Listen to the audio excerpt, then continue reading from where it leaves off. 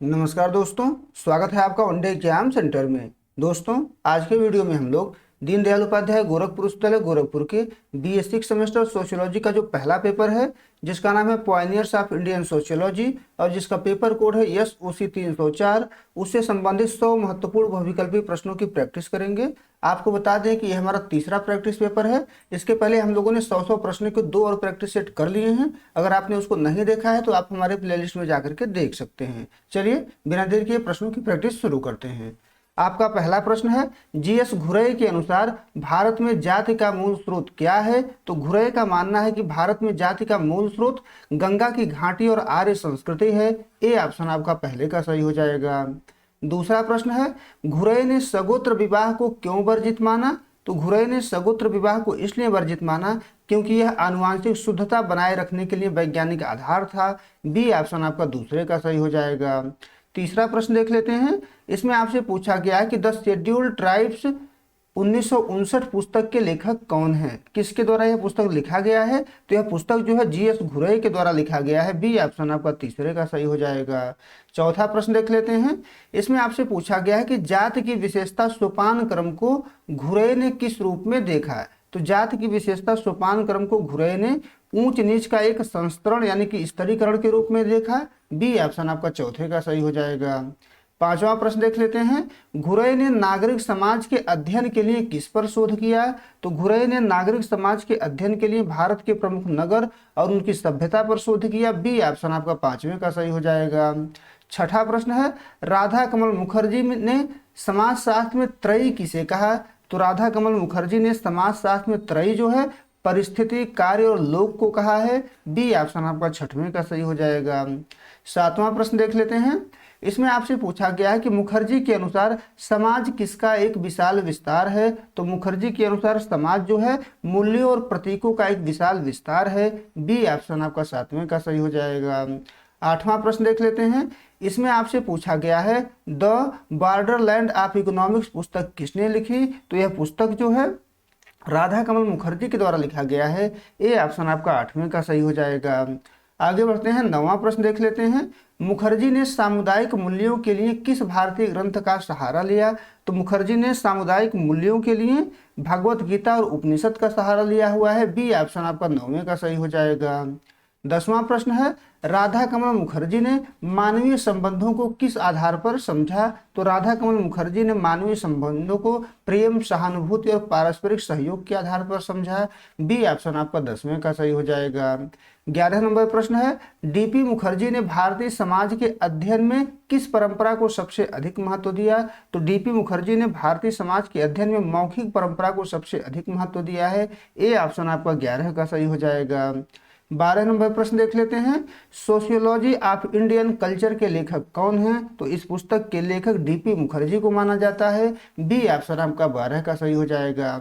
13 number प्रश्न है, DP Mukherjee के अनुसार समाजशास्त्री का मुख्य कार्य क्या है? तो DP मुखर्जी के अनुसार समाजशास्त्री का मुख्य कार्य समाज की व्याख्या करना और उसमें भागीदारी करना। बी ऑप्शन आपका 13 का सही हो जाएगा। 14 नंबर प्रश्न है, मुखर्जी ने आधुनिकीकरण को क्या माना? तो मुखर्जी ने आधुनिकीकरण को परंपरा का विस्तार और नया संश्लेषण माना है। बी ऑप्शन आपका 14 का सही हो जाएगा। 15 नंबर प्रश्न है, इंट्रोडक्शन टू म्यूजिक नामक पुस्तक किसके द्वारा लिखी गई जो समाजशास्त्री भी थे? तो यह पुस्तक जो है DP मुखर्जी के द्वारा लिखी गई। बी ऑप्शन आपका 15 का सही हो जाएगा। 16 नंबर प्रश्न है, MN श्रीनिवास ने संस्कृतिकरण के माध्यम से क्या समझाने का प्रयास किया? तो इनके द्वारा संस्कृतिकरण के माध्यम से निम्न जातियों का उच्च जातियों के जीवन ढंग को अपनाना, यही समझाने का प्रयास किया गया है। बी ऑप्शन आपका 16 का सही हो जाएगा। 17 नंबर प्रश्न है, श्रीनिवास के अनुसार पश्चिमीकरण में कौन सा मूल्य सबसे महत्वपूर्ण है? तो पश्चिमीकरण में मानवतावाद सबसे महत्वपूर्ण है। बी ऑप्शन आपका 17 का सही हो जाएगा। 16 नंबर प्रश्न है, इंडियाज विलेज पुस्तक का संपादन किसने किया? तो इस पुस्तक का संपादन जो है MN श्रीनिवास के द्वारा किया गया है। ए ऑप्शन आपका 18 का सही हो जाएगा। 19 नंबर प्रश्न देख लेते हैं। श्रीनिवास ने वोट बैंक की अवधारणा किस संदर्भ में दी? तो वोट बैंक की अवधारणा इन्होंने ग्रामीण राजनीति और प्रभुजात के संदर्भ में दी है। बी ऑप्शन आपका 19 का सही हो जाएगा। 20 नंबर प्रश्न देख लेते हैं। इसमें आपसे पूछा गया है कि श्रीनिवास ने अपनी पुस्तक द रिमेम्बर्ड विलेज किस गांव के आधार पर लिखी। तो श्रीनिवास के द्वारा अपनी यह पुस्तक रामपुरा गांव के आधार पर लिखी गई है। बी ऑप्शन आपका 20वें का सही हो जाएगा। 21 नंबर प्रश्न है, A.R. देसाई ने भारतीय राष्ट्रवाद के विकास में किसका सबसे बड़ा योगदान माना। तो देसाई ने भारतीय राष्ट्रवाद के विकास में पूंजीवादी उत्पादन प्रणाली और प्रेस का सबसे बड़ा योगदान माना है। बी ऑप्शन आपका 21 का सही हो जाएगा। 22 नंबर प्रश्न देख लेते हैं। इसमें आपसे पूछा गया है कि देसाई के अनुसार भारतीय समाज में वर्ग संरचना का आधार क्या है। तो देसाई के अनुसार भारतीय समाज में वर्ग संरचना का आधार संपत्ति और उत्पादन के साधनों का स्वामित्व है। सी ऑप्शन आपका 22 का सही हो जाएगा। 23 नंबर प्रश्न है, a positive programme for Indian revolution किसकी पुस्तिका है। तो यह जो पुस्तिका है वो A.R. देसाई के द्वारा लिखा गया है। बी ऑप्शन आपका 23 का सही हो जाएगा। आगे बढ़ते हैं। 24 नंबर प्रश्न है, देसाई ने भारतीय गांव में सामुदायिक विकास योजनाओं को क्या माना। तो सामुदायिक विकास योजनाओं को इन्होंने पूंजीवादी हितों को बढ़ावा देने वाली योजना माना। बी ऑप्शन आपका 24 का सही हो जाएगा। 25 नंबर प्रश्न है, A.R. देसाई ने राज्य को किस रूप में देखा। तो A.R. देसाई ने राज्य को वर्ग शासन का एक उपकरण के रूप में देखा। बी ऑप्शन आपका 25 का सही हो जाएगा। 26 नंबर प्रश्न है, इरावती कर्वे ने नातेदारी के अध्ययन के लिए भारत को कितने भाषाई क्षेत्रों में बांटा। तो इरावती कर्वे ने नातेदारी का अध्ययन करने के लिए 3 भाषाई क्षेत्रों में बांटा हुआ है, आर्य, द्रविड़ और आग्नेय। ए ऑप्शन यहाँ कर लीजिएगा। ए ऑप्शन आपका सही हो जाएगा। आगे बढ़ते हैं। 27 नंबर प्रश्न देख लेते हैं। इसमें आपसे पूछा गया है कि कर्वे के अनुसार उत्तर भारतीय नातेदारी की विशेषता क्या है। तो कर्वे के अनुसार उत्तर भारतीय नातेदारी की व्यवस्था है रक्त संबंधियों के बीच विवाह का कड़ाई से निषेध। बी ऑप्शन आपका 27 का सही हो जाएगा। 28 नंबर प्रश्न है, हिंदू सोसाइटी एंड इंटरप्रिटेशन पुस्तक में जाति को क्या कहा गया है। तो इस पुस्तक में जाति को एक विस्तारित परिवार या सजातीय समूह कहा गया है। बी ऑप्शन आपका 28 का सही हो जाएगा। 29 नंबर प्रश्न है, इरावती कर्वे ने द्रविड़ क्षेत्र में किसे सबसे महत्वपूर्ण नातेदारी संबंध माना। तो इरावती कर्वे ने द्रविड़ क्षेत्र में जो सबसे महत्वपूर्ण नातेदारी संबंध माना हुआ है वो मामा भांजे या मामेरे फुफेरे भाई बहन का विवाह है। सी ऑप्शन आपका 29 का सही हो जाएगा। 30 नंबर प्रश्न है, युगांत पुस्तक के लिए इरावती कर्वे को कौन सा पुरस्कार मिला था। तो युगांत पुस्तक के लिए इनको जो है साहित्य अकादमी पुरस्कार मिला था। बी ऑप्शन आपका 30वें का सही हो जाएगा। 31 नंबर प्रश्न है, G.S. घुरय के अनुसार जाति व्यवस्था की उत्पत्ति के पीछे कौन सिद्धांत है। तो घुरय के अनुसार जाति व्यवस्था की उत्पत्ति के पीछे राजनीतिक और धार्मिक मिश्रण है। बी ऑप्शन आपका 31 का सही हो जाएगा। 32 नंबर प्रश्न है, घुरय ने भारतीय कला और वास्तुकला पर कौन सी पुस्तक लिखी। तो घुरय ने भारतीय कला और वास्तुकला पर इंडियन कस्टम लिखा हुआ है। ए ऑप्शन आपका 32 का सही हो जाएगा। 33 नंबर प्रश्न देख लेते हैं। इसमें आपसे पूछा गया है कि राधा कमल मुखर्जी ने समाजशास्त्र को बहुआयामी क्यों माना है। तो क्योंकि यह जीव विज्ञान, अर्थशास्त्र और दर्शन शास्त्र का समन्वय है। तो बी ऑप्शन आपका 33 का सही हो जाएगा। 34 नंबर प्रश्न है, मुखर्जी के अनुसार पवित्रता का अर्थ क्या है। तो मुखर्जी के अनुसार पवित्रता का अर्थ है मानवीय संबंधों में मूल्यों का समावेश। बी ऑप्शन आपका 34 का सही हो जाएगा। 35 नंबर प्रश्न है, डीपी मुखर्जी ने मार्क्सवाद को भारतीय संदर्भ में कैसे लागू किया। तो डीपी मुखर्जी ने मार्क्सवाद को भारतीय संबंध में उसे भारतीय परंपराओं के साथ जोड़कर देखा हुआ है। बी ऑप्शन आपका 35 का सही हो जाएगा। 36 नंबर प्रश्न है, श्रीनिवास के अनुसार लौकिकीकरण का मुख्य परिणाम क्या है। तो लौकिकीकरण का मुख्य परिणाम है कर्मकांडों की महत्ता में कमी और तार्किकता में वृद्धि। सी ऑप्शन आपका 36 का सही हो जाएगा। 37 नंबर प्रश्न है, the dominant caste and other stage पुस्तक के लेखक कौन हैं। तो इस पुस्तक के लेखक एम.एन. श्रीनिवास को माना जाता है। बी ऑप्शन आपका 37 का सही हो जाएगा। 38 नंबर प्रश्न है, देसाई के अनुसार शिक्षा का मुख्य कार्य राष्ट्रवाद के संदर्भ में क्या था। तो शिक्षा का मुख्य कार्य राष्ट्रवाद के संदर्भ में नई राष्ट्रीय चेतना और लोकतांत्रिक मूल्यों का संचार करना था। बी ऑप्शन आपका 38 का सही हो जाएगा। 39 नंबर प्रश्न है, इरावती कर्वे ने संयुक्त परिवार के लिए किस शब्द का प्रयोग किया था। तो इरावती कर्वे ने संयुक्त परिवार के लिए कुटुंब शब्द का प्रयोग किया था। सी ऑप्शन आपका 39 का सही हो जाएगा। 40 नंबर प्रश्न देख लेते हैं। इसमें आपसे पूछा गया है कि घुरय ने जनजातियों को पिछड़े हिंदू क्यों कहा। तो घुरय ने जनजातियों को पिछड़े हिंदू इसलिए कहा क्योंकि उनकी संस्कृति और धर्म हिंदू धर्म के साथ गहरे से जुड़े थे। बी ऑप्शन आपका 40 का सही हो जाएगा। 41 नंबर प्रश्न है, मुखर्जी के अनुसार सामाजिक संरचना का आधार क्या है? तो मुखर्जी के अनुसार सामाजिक संरचना का आधार पारिस्थितिकी अनुकूलन और मूल्य है। बी ऑप्शन आपका 41 का सही हो जाएगा। आगे बढ़ते हैं, 42 नंबर प्रश्न देख लेते हैं। डीपी मुखर्जी ने भारतीय इतिहास को किसका इतिहास माना? तो डीपी मुखर्जी ने भारतीय इतिहास को सामाजिक और सांस्कृतिक आंदोलनों का इतिहास माना। ए ऑप्शन आपका 42 का सही हो जाएगा। 43 नंबर प्रश्न है, श्रीनिवास के अनुसार संस्कृतिकरण से जाति की स्थिति में कैसा परिवर्तन आया? तो संस्कृतिकरण से जाति की स्थिति में पद मूलक परिवर्तन आया है। बी ऑप्शन आपका 43 का सही हो जाएगा। 44 नंबर प्रश्न है, देसाई के अनुसार भारतीय प्रेस ने राष्ट्रवाद में क्या भूमिका निभाई? तो भारतीय प्रेस ने राष्ट्रवाद में विचारों का आदान प्रदान और राष्ट्रीय एकता का निर्माण किया। बी ऑप्शन आपका 44 का सही हो जाएगा। आगे बढ़ते हैं, 45 नंबर प्रश्न है, कर्वे के अनुसार नातेदारी किस भौगोलिक कारक से प्रभावित होती है? तो नातेदारी जो है भाषाई सीमाओं और प्रवासन से प्रभावित होती है। बी ऑप्शन आपका 45 का सही हो जाएगा। 46 नंबर प्रश्न है, इंडियन साधुज पुस्तक में घुरे ने साधुओं को क्या माना? तो इस पुस्तक में घुरे ने साधुओं के हिंदू संस्कृति के रक्षक और वाहक माना है। बी ऑप्शन आपका 46 का सही हो जाएगा। 47 नंबर प्रश्न है, मुखर्जी के अनुसार क्षेत्र क्या है? तो क्षेत्र जो है एक सांस्कृतिक और पारिस्थितिकी इकाई है। सी ऑप्शन आपका 47 का सही हो जाएगा। 48 नंबर प्रश्न है, डीपी मुखर्जी ने समाजशास्त्री अध्ययन में किस पर बल दिया? तो डीपी मुखर्जी ने समाजशास्त्री अध्ययन में ऐतिहासिक विकासवाद पर बल दिया है। बी ऑप्शन आपका 48 का सही हो जाएगा। 49 नंबर प्रश्न है, श्रीनिवास के अनुसार पश्चिमीकरण की प्रक्रिया में किसका प्रभाव अधिक है? तो पश्चिमीकरण की प्रक्रिया में ब्रिटिश उदारवाद और संस्थाओं का प्रभाव ज्यादा है। बी ऑप्शन आपका 49 का सही हो जाएगा। 50 नंबर प्रश्न है, देसाई ने भारतीय क्रांति के लिए किसे अग्रिम पंक्ति माना? तो देसाई ने भारतीय क्रांति के लिए सर्वहारा वर्ग और जागरूक बुद्धिजीवियों को अग्रिम पंक्ति माना है। बी ऑप्शन आपका 50 का सही हो जाएगा। 51 नंबर प्रश्न है, इरावती कर्वे ने महाभारत के पात्रों का विश्लेषण किस दृष्टि से किया? तो इरावती कर्वे ने महाभारत के पात्रों का विश्लेषण जो है मानव शास्त्रीय और समाजशास्त्रीय दृष्टि से किया। बी ऑप्शन आपका 51 का सही हो जाएगा। 52 नंबर प्रश्न देख लेते हैं। इसमें आपसे पूछा गया है कि घुरे ने सामाजिक तनाव का मुख्य कारण किसे माना? तो घुरे ने सामाजिक तनाव का मुख्य कारण भाषाई और प्रांतीय संकीर्णता माना है। ए ऑप्शन आपका 52 का सही हो जाएगा। आगे बढ़ते हैं, 53 नंबर प्रश्न देख लेते हैं। राधा कमल मुखर्जी ने लघु परंपराओं को क्या महत्व दिया? तो राधा कमल मुखर्जी ने लघु परंपराओं को उन्हें समाज की नींव और महान परंपराओं का आधार माना है। बी ऑप्शन आपका 53 का सही हो जाएगा।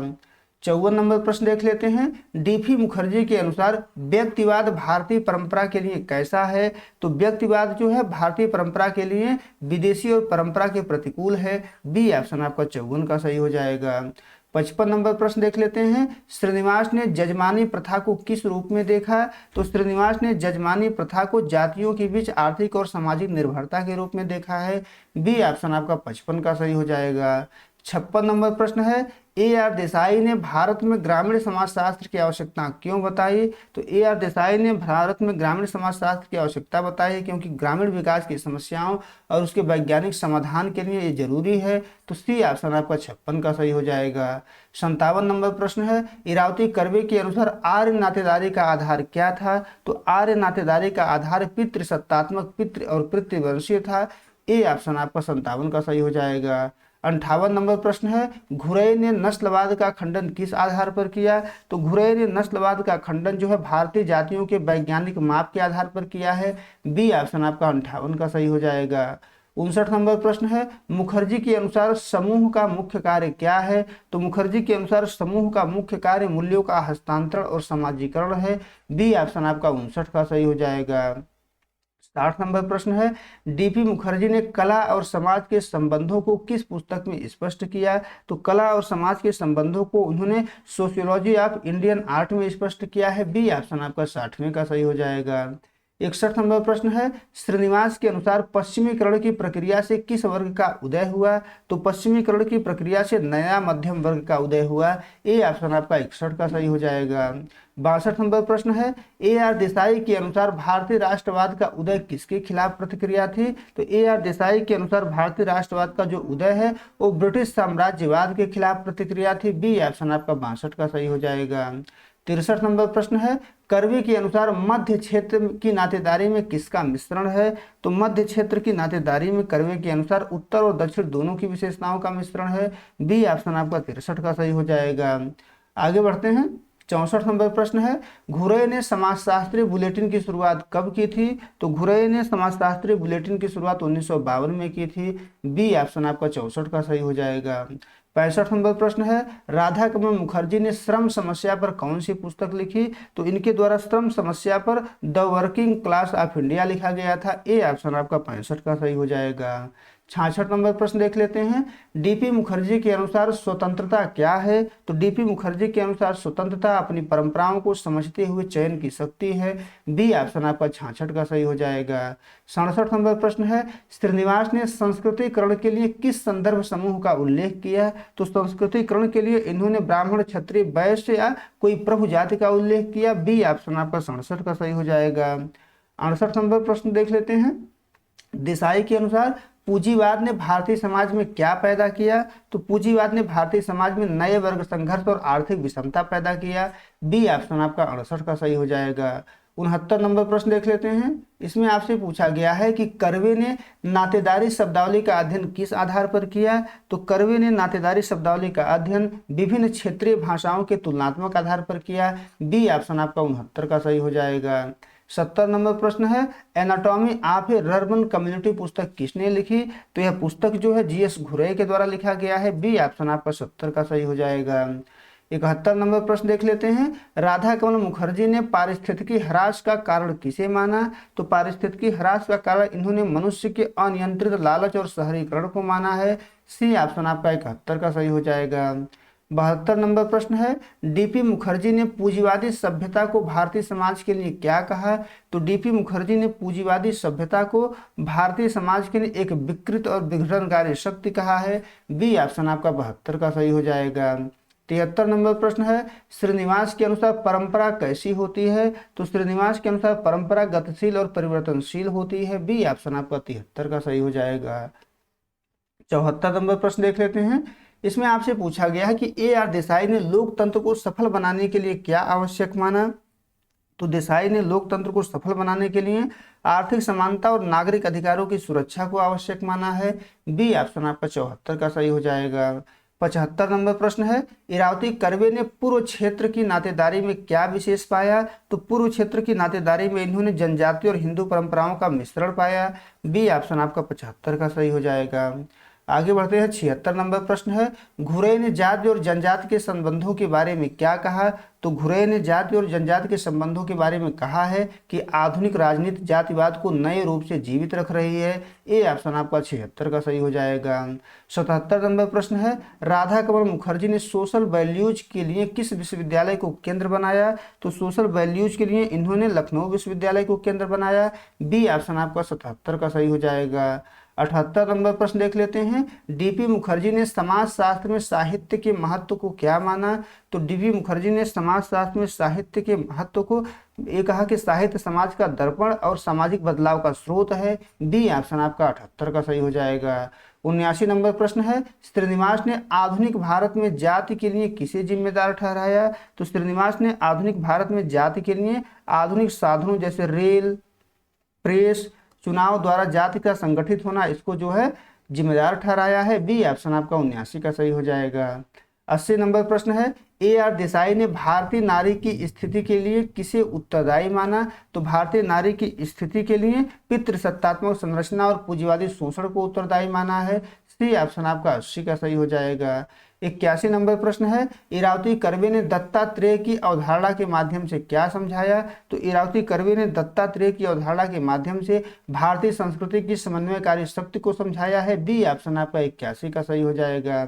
82 नंबर प्रश्न है, सोशल टेंशन इन इंडिया पुस्तक घुरय ने किस वर्ष लिखी? तो यह पुस्तक घुरय ने 1968 में लिखी थी। बी ऑप्शन आपका 82 का सही हो जाएगा।